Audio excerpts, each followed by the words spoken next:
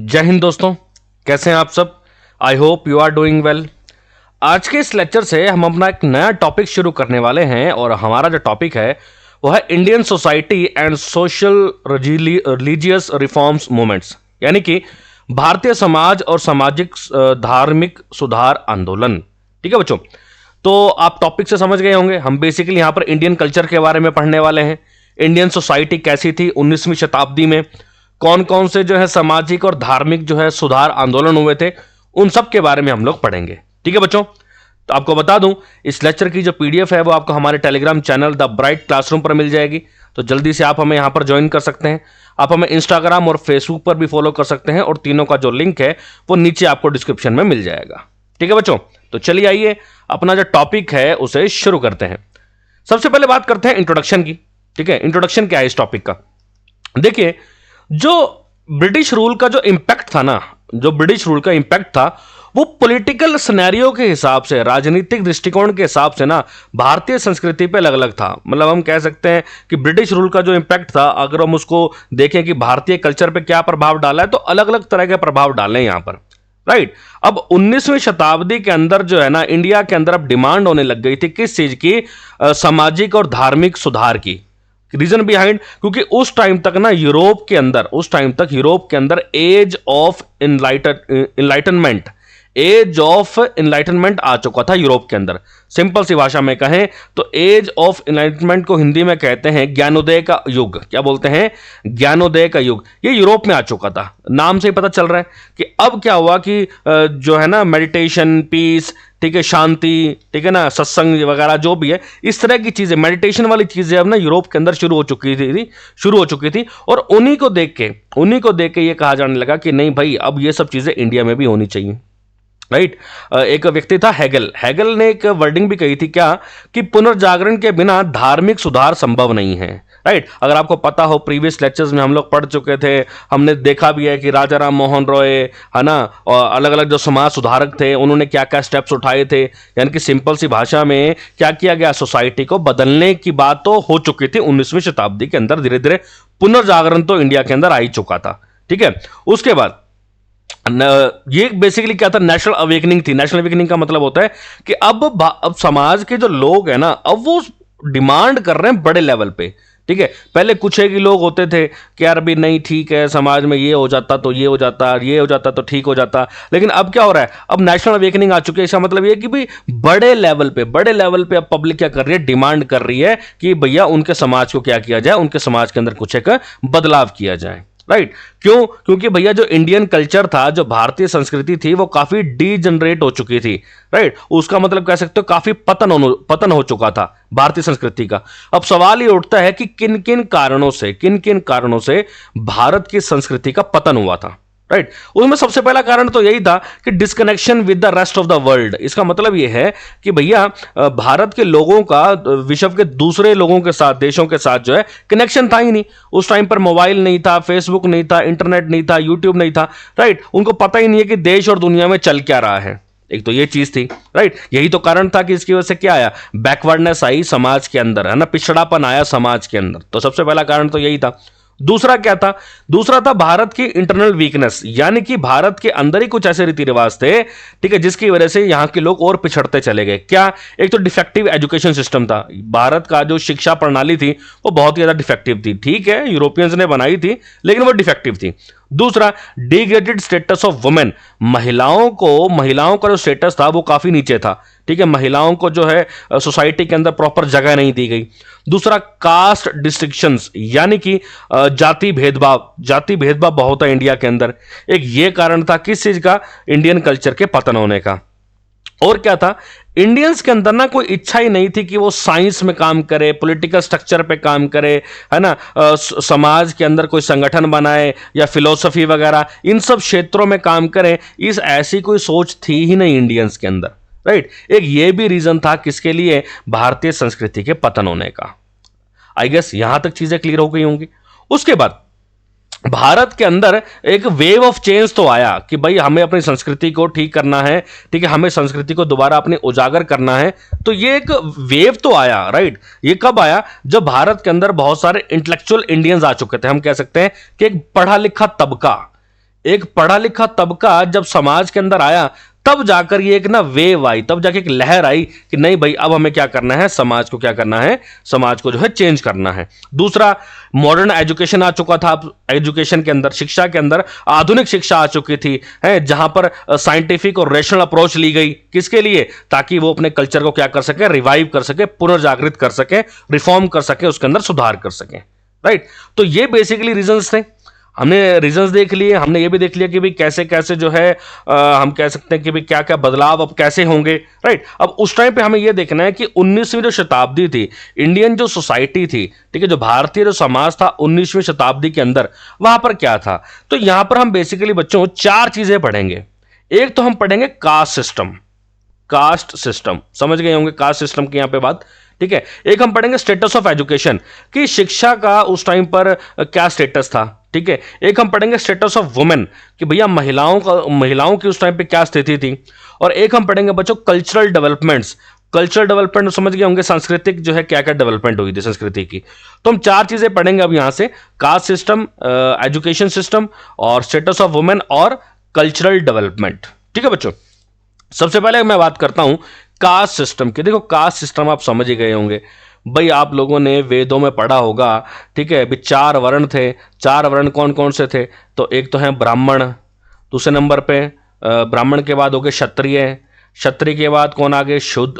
वैश्य, और वैश्य के बाद कौन आ गए? शूद्र। ठीक है, ये चार वर्ण थे, that was the caste system.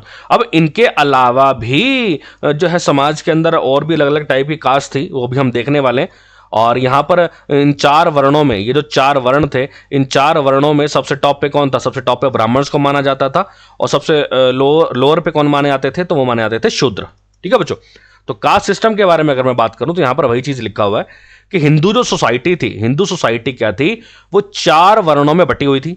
ब्राह्मण, उसके बाद क्षत्रिय, उसके बाद वैश्य, उसके बाद शूद्र। राइट। उसके बाद ब्राह्मण जो थे, इनको बहुत ही जो है प्रेस्टिजियस माना गया, बहुत ही उच्च माना गया। क्यों माना गया? क्योंकि भैया इनको वेदों की नॉलेज थी, इनको वेद जो थे, वेदों के बारे में ज्ञान था, इसलिए कहा गया कि ब्राह्मण जो है वो सबसे टॉप पे हैं। राइट। वहीं अगर शूद्र की बात करें तो उनके साथ भेदभाव किया गया, उनको डिग्रेड किया गया, उनको डिस्क्रिमिनेट किया गया, उनको निगलेक्ट किया गया। क्यों किया गया? क्योंकि भैया वो जो है सबसे लोअर लेवल पे माने गए थे, सबसे बॉटम लेवल पे माने गए। ठीक है, और उनको जो है लो और इंफीरियर फील कराया गया कि भैया तुम जो है समाज के अंदर क्या हो? तुम समाज के अंदर सबसे छोटी कास्ट हो, ऐसा फील करवाया जाता था। किसके साथ? किसको? शूद्रों को। ठीक है बच्चों, उसके बाद अब भैया ब्राह्मण और शूद्रों के बीच की बात करें तो बीच में दो और बचे हैं। कौन? एक तो वैश्य और एक क्षत्रिय। वैश्य क्या थे? वैश्य क्या थे? वैश्य बेसिकली व्यापारी थे, जो व्यापार किया करते थे, यानी कि समाज के अंदर जो लोग व्यापार कर रहे हैं उनको कहा जाता था वैश्य। और जो युद्ध करते थे, जो वॉरियर कम्युनिटी थी, ठीक है, या फिर हम कह सकते हैं प्रोटेक्टर कम्युनिटी थी, यानी कि जो समाज की रक्षा के लिए थी, उनको बोलते थे क्षत्रिय। क्या बोलते थे? क्षत्रिय कहा जाता था। क्लियर है?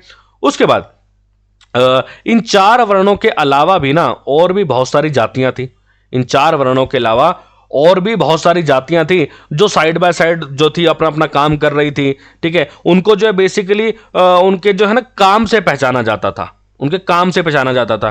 कोई लोहार है, ठीक है, कोई मिट्टी के बर्तन बना रहा है, तो इस तरह से। ठीक है, तो जो वो व्यापार, जो भी वो ऑक्यूपेशन करते थे, जो भी वो व्यवसाय करते थे, उसी के नाम से उनको पहचाना जाता था। तो इनके अलावा कुछ और भी थी। ठीक है, अच्छा, ये तो चार वर्ण मैंने आपको बताया, चतुर्वर्ण, ब्राह्मण, क्षत्रिय, वैश्य और शूद्र।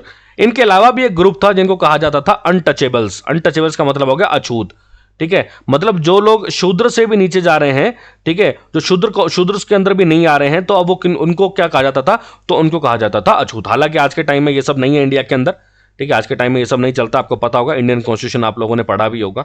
ठीक है, शूद्रों को, अच्छा, शूद्रों को बेसिकली क्या माना जाता था? सर्विसमैन। क्या आप क्या हो? सर्विसमैन हो अपर सोसाइटी के, यानी कि जो उच्च जाति के जो लोग हैं, आप उनके क्या हो? आप उनके सेवादार हो। ये उस टाइम पर सोच थी। अच्छा, मुस्लिमों की अगर हम बात करें तो मुस्लिमों के अंदर इतना कुछ कास्ट सिस्टम नहीं था।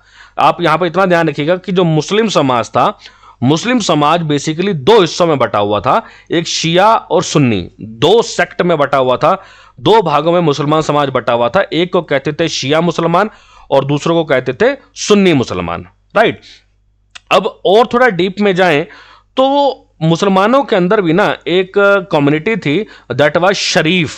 या अशरफ बोल सकते हो, शरीफ या अशरफ, ठीक है। ये अमीर मुसलमान होते थे, ठीक है। ये मतलब उनके जो भी पूजा पाठ करने वाले उनके तो प्रीस्ट होते थे, ठीक है। पैसे वाले व्यापारी होते थे, ये लोग मर्चेंट्स होते थे, है ना। कुलीन वर्ग के लोग होते थे, नोबल्स, अरिस्टोक्रेट्स, स्कॉलर्स, ये सब वर्ड थे इनके लिए। तो शरीफ लोग सिंपल समझे, शरीफ या अशरफ नाम के जो मुसलमान थे वो मुस्लिम समाज के अंदर सबसे टॉप के मुसलमान थे। लेकिन इनकी संख्या बड़ी कम थी, इनकी संख्या कम थी दूसरे मुसलमानों के मुकाबले। दूसरे मुसलमानों में कौन आते थे? तो दूसरे मुसलमानों में आते थे अजलफ। दूसरे मुसलमान कौन थे? अजलफ। अब ये अजलफ जो थे, ये शरीफ के मुकाबले इनकी संख्या बहुत ज्यादा थी अजलफों की, लेकिन फाइनेंशियली, पैसों के मामले में ये वीक थे। समझ रहे हो? तो मुस्लिम समाज के अंदर जो शरीफ और अशरफ थे, इनकी संख्या कम थी पर इनके पास पैसा ज्यादा था। और अजलफ की बात करें तो अजलफ की संख्या बहुत ज्यादा थी, मतलब बहुत ही बड़ा तबका था मुसलमान समाज के अंदर, लेकिन ये क्या था? फाइनेंशियली वीक था। ठीक है बच्चों। उसके बाद हिंदू और मुसलमानों के अलावा अगर मैं बात करूं तो क्रिश्चियन थे, जैन थे, हैं, बौद्ध धर्म के लोग भी थे, सिख धर्म के लोग भी थे उस टाइम पर समाज के अंदर काफी अच्छी संख्या में। क्लियर है बच्चों? आई गेस यहां तक चीजें क्लियर होगी होंगी। बिल्कुल आसान है, कोई ऐसा मुश्किल नहीं है।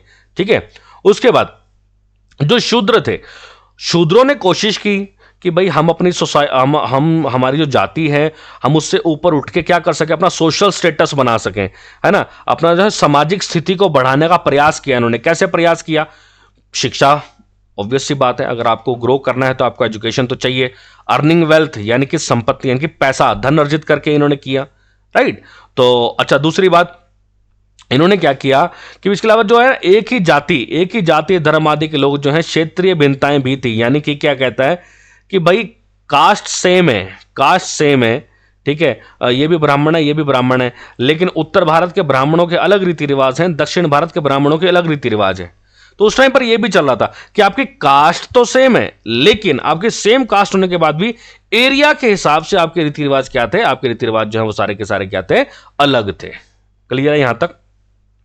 तो ये था बच्चों हमारा कास्ट सिस्टम। आई गेस उस टाइम के कास्ट सिस्टम के बारे में आपको समझ में आ गया होगा। अब हम पढ़ने वाले हैं बच्चों एजुकेशन इन इंडिया, कि भाई 19वीं जो शताब्दी चल रही थी, 19 जो सेंचुरी चल रही थी, वहां पर एजुकेशन सिस्टम का क्या हाल था, भारत के अंदर शिक्षा का क्या स्तर था। तो अगर हम यहां पे बात करें तो एजुकेशन जो है ना, वो इंडियन सोसाइटी से ने निगलेक्ट नहीं करी, लेकिन वो बहुत ज्यादा आउटडेटेड थी, पुरानी थी। यानी कि वो लोग पढ़ तो रहे थे, लेकिन वो पुरानी चीजें पढ़ रहे थे, जैसे एशियंट फिलॉसफी, प्राचीन फिलॉसफी, लिटरेचर, साहित्य, लॉ, कानून, रिलीजियन, धर्म के बारे में, और जो उनके बिलीफ थे, जो भी उनके सिद्धांत थे, उन सब के बारे में पढ़ रहे थे, जो कि काफी आउटडेटेड हो चुका था। यानी कि साइंस, ठीक है, वेस्टर्न फिलॉसफी, टेक्नोलॉजी, इन सब की तरफ तो इनका ध्यान ही नहीं था इंडियन सोसाइटी का उस टाइम पे। जो उस टाइम पे पढ़ना चाहिए था वो नहीं पढ़ रहे थे, वो पुरानी किताबों को ही, मतलब घिसी पिटी जो चीजें चल रही आ रही थी उन्हीं को ही पढ़ते जा रहे थे, राइट। और जितने भी उस टाइम पे एजुकेशनल इंस्टीट्यूट थे, शिक्षा के जो संस्थान थे, उनके रखरखाव के ऊपर कौन खर्चा कर रहा था? नवाब थे उस टाइम के, जो अमीर जमींदार थे, या फिर जो भी लोकल राजा थे, वो ज्यादा खर्चा कर रहे थे इन स्कूलों के ऊपर। किसके मुकाबले?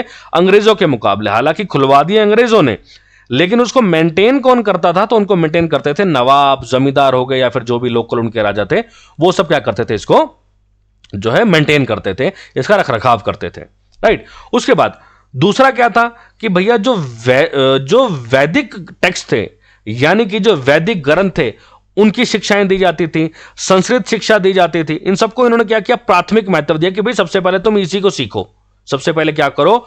इसी को सीखो। दूसरी बात, हिंदू और मुसलमानों को फारसी शिक्षा भी दी गई, क्योंकि उस टाइम पर ये कह सकते हो ऑफिशियल लैंग्वेज थी, उस टाइम की चल रही थी। तो फारसी शिक्षा पर भी उस टाइम पे क्या दिया जा रहा था? जोर दिया जा रहा था। हिंदुओं ने तो क्या किया? हिंदुओं ने तो अपने गुरुकुल बना लिए। क्या बना लिए? अपने गुरुकुल। यहां पर जो है बच्चे पढ़ते थे। और मुसलमानों ने क्या किया? मुसलमानों ने बनाए मकतब्स। क्या बनाए? मकतब। मकतब कहां होता था? मस्जिद के अंदर, मदरसों के अंदर, ठीक है। तो ध्यान रखिएगा, हिंदुओं के लिए क्या था? हिंदुओं के लिए था गुरुकुल, और मुसलमानोों के लिए क्या था? मकतब। मकतब कहां होते थे? या तो मस्जिदों में या मदरसों में, ठीक है बच्चों। उसके बाद ऊपर के जो 3 वर्ण हैं, ब्राह्मण, क्षत्रिय, वैश्य, ठीक है, इन तीनों को अलाउड था कि शिक्षा ग्रहण कर सकते हैं, शूद्रों को जो है इससे दूर रखा गया, इससे वंचित रखा गया। हालांकि जैसे तैसे वो स्कूल के बाहर बैठ जाते, ठीक है, बाहर बैठ के खिड़की पे बैठ के सुन लेते, इस तरह से एजुकेशन प्राप्त की थी उस टाइम पे शूद्र ने। लेकिन जो ब्राह्मण क्षत्रिय वैश्य थे उनको खुली आज़ादी थी कि भैया आप जो है स्कूल में जाइए, आराम से क्लास लगाइए, कोई ऐसे इशू वाली बात नहीं है। राइट। अच्छा, उस टाइम पे महिलाओं की शिक्षा की बात करें तो महिलाओं के लिए, गर्ल्स और वुमेन के लिए शिक्षा नहीं दी जाती थी। जो एजुकेशनल इंस्टीट्यूट्स थे उनके दरवाजे बंद थे, जो शिक्षण संस्थान थे उनके दरवाजे महिलाओं और लड़कियों के लिए बंद थे, सिवाय किसके, जो भी रॉयल फैमिली होती थी, यानी कि जो भी अमीर लोग होते थे ना भारत के उस टाइम पे, अमीर लोगों के जो लेडीज हैं वो ही स्कूल में पढ़ सकती हैं। बाकी जो आम आदमी था, जो गरीब आदमी था, भैया वो स्कूल में जाके नहीं पढ़ सकता था। ये था उस टाइम का जो है आपका एजुकेशन सिस्टम। ठीक है बच्चों, अब हम पढ़ने वाले हैं status of women in society, कि भैया देखो आज के टाइम में तो बहुत ज़्यादा हम कह सकते हो एक फेमिनिज्म है, मॉडर्निज्म आ चुका है, महिलाएं जो है कंधे से कंधा मिला के जो है पुरुषों के साथ चल रही हैं। इवन मोस्टली कम्पिटिटिव एग्जाम्स के अंदर जो है महिलाएं टॉप भी कर रही हैं। ठीक है, हर सेक्टर्स में आपको वुमेन मिलेंगी। लेकिन उस टाइम पर क्या था सोसाइटी के अंदर, उस टाइम पर जो वुमेन थी, जो महिलाएं थी, उनका सोसाइटी के अंदर क्या स्टेटस था उसके बारे में जानते हैं बच्चों। देखिए उस टाइम की जो सोसाइटी थी, उस टाइम का जो समाज था ना, वो मेल डोमिनेटेड था, है ना, पैट्रियार्कल सोसाइटी थी, यानी कि पितृ प्रधान समाज था। यानी कि समाज के अंदर या घर के अंदर किसकी चलती थी, जो मेल बंदा होता था उस घर का सबसे बड़ा, उसके घर के अंदर चलती थी। राइट। मेल मेंबर जो था, जो पुरुष सदस्य हुआ करता था, सीनियर मेंबर, वही डिसाइड करता था कि पैसे को कहां खर्च करना है, कहां से पैसा आया है, कहां पे लगाना है। वो कोई डिसीजन जब भी कोई लेता था तो वो महिलाओं की कोई परमिशन नहीं लेता था, महिलाओं से कोई सलाह नहीं लेता था कि यार ये करें कि ना करें, वो अपने हिसाब से ही किया करते थे। पॉलीगैमी, पॉलीगैमी का मतलब होता है बहुविवाह। ठीक है, उस टाइम पर बहुविवाह भी बहुत प्रचलित था कि एक ही जो पुरुष है वो क्या करता था, 2 से 3 महिलाओं के साथ शादी कर सकता था। उस टाइम पे ये भी चल रहा था समाज के अंदर। ठीक है ना, और ये बेसिकली कॉमन उन्हीं के लिए था जो पैसे वाले लोग थे, वही ऐसे 3-4 शादियां करते थे। आम आदमी तो भैया एक को संभाल ले वही बहुत था। तो एक तो इस तरह का स्टेटस था महिलाओं का उस टाइम पे। दूसरा क्या था, कन्या भ्रूण हत्या होती थी उस टाइम पर। कन्या भ्रूण हत्या जो आज के टाइम में आप सुनते हैं ना, बेटी बचाओ बेटी पढ़ाओ, तो उस टाइम पर कन्या भ्रूण हत्या होती थी। बेसिकली कहां पर होती थी, उत्तर भारत और पश्चिमी भारत में, उत्तर और पश्चिम भारत में यह प्रथा चल रही थी। ठीक है, चाइल्ड मैरिज होती थी, बाल विवाह होता था। ठीक है, इवन जो लड़कियां थी वो मेंटली और फिजिकली मैच्योर नहीं थी। ठीक है, मानसिक और शारीरिक रूप से वो मैच्योर नहीं थी शादी के लिए, लेकिन उस टाइम पर प्रथा चल रही थी बाल विवाह की, तो उस टाइम पे बाल विवाह भी होता था। पर्दा सिस्टम होता था, आपने सुना होगा ना घूंघट, है ना, तो घूंघट प्रथा चली कि भाई महिलाएं जो है वो घूंघट लेके रखेंगी। हालांकि जो घूंघट की जो प्रथा थी, पर्दा जो प्रथा थी, ये उत्तर और उत्तर पश्चिम भारत में चली, हरियाणा, पंजाब, राजस्थान, गुजरात, इस बेल्ट में चली। दक्षिण भारत के लोगों ने घूंघट वाला जो कंसेप्ट था उसे नहीं अपनाया। ठीक है, इस बात का भी ध्यान रखिएगा, दक्षिण भारत में घूंघट नहीं निकालते हैं। उत्तर भारत और जो उत्तर पश्चिम भारत है वहां पर घूंघट की प्रथा जो है वो चल गई थी। उसके बाद जो विडो रीमैरिज था, यानी कि विधवा पुनर्विवाह, विधवा पुनर्विवाह, ठीक है, ये एब्सेंट था सोसाइटी से। इसका मतलब ये है कि भाई विधवा पुनर्विवाह नहीं होता था। किसी के हस्बैंड की डेथ हो गई तो उसको यूं कहा जाता था कि भैया तुम तो बहुत ही अशुभ हो, ठीक है, तुम अब अकेले ही रहो, ठीक है ना, और क्या बोलते हो, तुम दोबारा शादी नहीं कर सकते हो जिंदगी भर। तो विधवा पुनर्विवाह भी जो है उस टाइम पर नहीं होता था। उनको जो है मतलब एक समाज जो है एक तरह से पूरी तरह से निगलेक्ट कर देता था उस टाइम पे। राइट।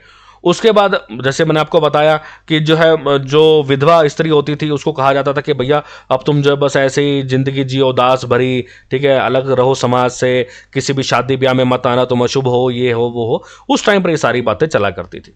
ठीक है बच्चों, उसके बाद कुछ एक एक्सेप्शन थे, मतलब भारत के अंदर कुछ एक अपवाद थे, कुछ एक जातियां थी जिन्होंने कहा कि नहीं भाई विधवा पुनर्विवाह होना चाहिए। कौन कौन सी थी? महाराष्ट्र के अंदर जो नॉन ब्राह्मण थे, जो गैर ब्राह्मण थे महाराष्ट्र के अंदर, एक तो वो जो है क्या करते थे, जो है क्या बोलते हैं उसको, पुनर्विवाह, विधवा पुनर्विवाह करवाते थे। दूसरा जो नॉर्थ ईस्ट, उत्तरी पूर्वी जो क्षेत्र था, वहां पर जो जनजातियां थी, जो भी जनजातियां वहां पे रहती थी, वो विधवा पुनर्विवाह करवाती थी। ठीक है, और कुछ एक जो जाट कम्युनिटीज थी वो क्या करती थी, विधवा पुनर्विवाह करवाती थी। क्लियर है। डाउरी सिस्टम, डाउरी दहेज प्रथा, दहेज प्रथा को पूरे मतलब कह सकते हो बहुत ही ज्यादा जो है फॉलो किया जाता था कि नहीं भाई दहेज तो देना पड़ेगा। ठीक है, अच्छा इतना दहेज दो, हर शादी में दहेज जाता था। अब उसका सबका भार किस पे पड़ता था? उन सब का भार पड़ता था बच्चों गरीब परिवारों पे, जो पुअर फैमिलीज थी उनके ऊपर प्रभाव पड़ता था डाउरी सिस्टम का, दहेज प्रथा का। ठीक है, उसके बाद सती प्रथा भी चल रही थी उस टाइम पे, और सती प्रथा बेसिकली कहां चल रही थी, जो बंगाली ब्राह्मण थे और जो राजपूत फैमिलीज थी वहां पर सती प्रथा थी। इसका मतलब क्या है सती प्रथा का, आप सब लोग जानते हैं सती प्रथा के बारे में, कि मान लो किसी के हस्बैंड की डेथ हुई और उसकी चिता को जब आग लगाया जाता था तो उसकी जो वाइफ होती थी उसको भी चिता पे जिंदा बिठाया जाता था। ठीक है, और उसी के साथ ही और उन दोनों को, डेड बॉडी को यानी कि उसके हस्बैंड को, और वो जो स्त्री होती थी, वो जो लेडी होती थी, उसको साथ में क्या करते थे, साथ में जिंदा जला दिया जाता था। ठीक है, तो दैट वाज सती प्रथा। तो सती प्रथा भी बेसिकली बंगाली ब्राह्मण और जो राजपूत फैमिलीज थी, ये भी ट्रेंड उस टाइम पे चल रहा था। राइट, उसके बाद संपत्ति का उत्तराधिकार, भैया दादाजी की डेथ हुई, वहां से जमीन आई उनके लड़कों के पास, उसमें से कुछ जमीन जो है फादर साहब के पास आई, फादर साहब की डेथ हुई, उसके बाद वो जमीन जो है हम 2-3 भाइयों के बीच में बटी। ठीक है, ऐसा चला, लेकिन कहीं पर भी ये नहीं आया कि भाई मेरी एक बहन भी है उसको भी प्रॉपर्टी का हिस्सा दिया जाए। समझ रहे हो, यानी कि संपत्ति का उत्तराधिकार सिर्फ किसके लिए था, पुरुष सदस्यों के लिए था। और ये ट्रेंड तो आज भी चल रहा है, खैर आपने देखा होगा अपने आस पड़ोस में या अपने घर में अपने परिवार में कि ये ट्रेंड तो आज भी चल रहा है। मोस्टली कुछ एक ही हैं जो अपने सिस्टर्स को भी हिस्सा देते हैं, वरना ये जो ट्रेंड है ये आज भी चल रहा है। संपत्ति का जो उत्तराधिकार है वो सिर्फ किसके बीच में होता था, पुरुष सदस्यों के बीच में ही होता था। ठीक है बच्चों, तो ये था महिलाओं की स्थिति के बारे में। अब हम लास्ट पढ़ने वाले हैं बच्चों कल्चरल डेवलपमेंट। भाई भारत के अंदर उस टाइम पर सांस्कृतिक विकास कैसे हुआ। कल्चरल का मतलब, कल्चरल में हो गया सांस्कृतिक, और डेवलपमेंट का मतलब हो गया विकास। ठीक है, तो कल्चरल डेवलपमेंट कैसे हुआ उसके बारे में जानते हैं बच्चों।